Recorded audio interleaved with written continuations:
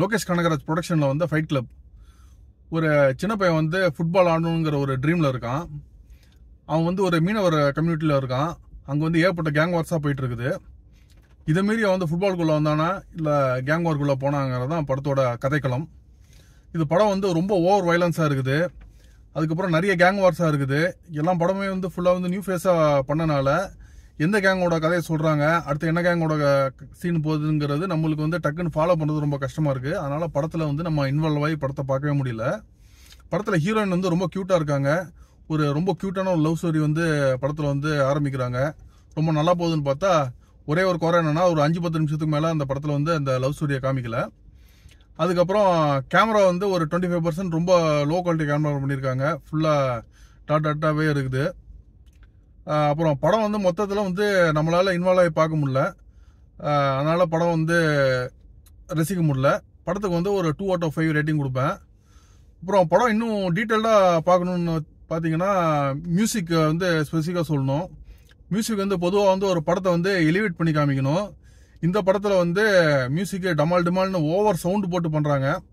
சீன்ஸில் வந்து கொஞ்சம் மைல்டாக தான் போகுது. மியூசிக் ரொம்ப ஓவர் ஹெவியாக இருக்குது. மியூசிக் தனியாக வந்து நம்மளை டிஸ்டர்ப் பண்ணுது. அது நம்ம ஆடியன்ஸ் வந்து காது கிளி வைக்கிறதுக்காக மியூசிக் போட்ட மாதிரியே இருக்குது. அதுக்கப்புறம் ஆக்டிங் ஸ்பெசிஃபிக்காக சொல்லணும்னா எல்லாருமே ரொம்ப சூப்பராக நடிச்சிருக்காங்க.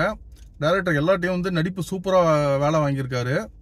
அதுக்கப்புறம் ஃபைட் ஸ்டண்ட் வந்து பார்த்தீங்கன்னா படம் full and full violence. So heavy அந்த வயலன்ஸ் சீக்வன்ஸ் எல்லாமே அந்த ஸ்டண்ட்ஸ் ரொம்ப சூப்பராக பண்ணியிருக்காங்க. எங்கேயுமே வந்து அன்நேச்சுரலாக இல்லை, எல்லாமே நேச்சுரலாக இருக்குது. சினிமாட்டோகிராஃபி நல்லா பண்ணியிருக்காரு. மெயின் குறை என்னன்னா ஒரு 25% சீன்ஸ் வந்து ரொம்ப லோ குவாலிட்டி கேமராவில் பண்ணனால அது ரொம்ப கிரெயின்ஸ் அடிக்குது. மற்றபடி மற்ற சீன்ஸ் நல்லா இருக்குது. சினிமாட்டோகிராஃபி கொஞ்சம் வித்தியாசமான ஒரு லோ ஷட்டர் ஸ்பீட்லாம் வச்சு எடுத்திருக்காங்க. ஸோ அது வந்து ஒரு டிஃப்ரெண்டான ஒரு ஃபீல் கொடுக்குது. அது வந்து வேணும்னு எடுத்தாங்களா என்னன்னு தெரியல, பட் அந்த சீனுக்கு வந்து அது ஒரு எலிவேட் பண்ணி தான் காமிக்குது. மொத்தத்தில் வந்து ட்ரக்ஸுங்கிறது ரொம்ப ஹெவியாக காமிச்சிருக்காங்க. மெயினாக வந்து ரோலிங் பேப்பரை தமிழ் சினிமாவில் பெருசாக காமிச்சதில்லை. இதில் வந்து ரோலிங் பேப்பர் ரொம்ப ஹெவியாக காமிச்சிருக்காங்க. ரொம்ப டைட் க்ளோஸ் அப்பில் காமிச்சிருக்காங்க. கஞ்சா அடிக்கிறது ரொம்ப ஹெவியாக காமிச்சிருக்காங்க.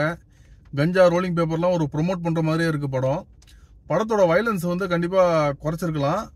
அதே மாதிரி கதை வந்து கொஞ்சம் ரொம்ப வேவராது.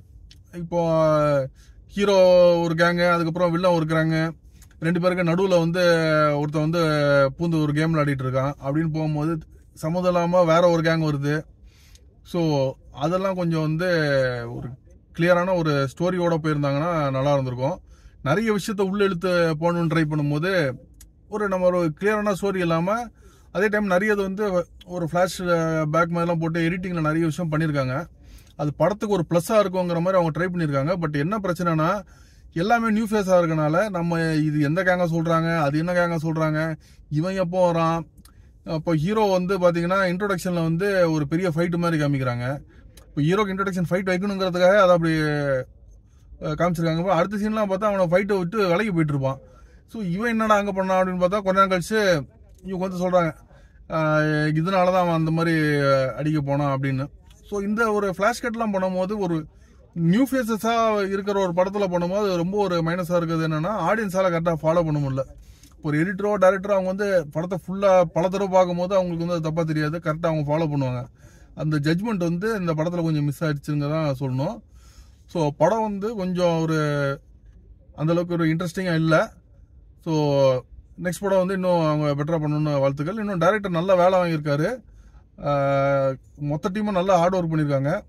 கொஞ்சம் அந்த ஸ்க்ரீன் பிளே கொஞ்சம் பெட்டராக இருந்தால் படம் நல்லா இருந்திருக்கும். தேங்க்யூ.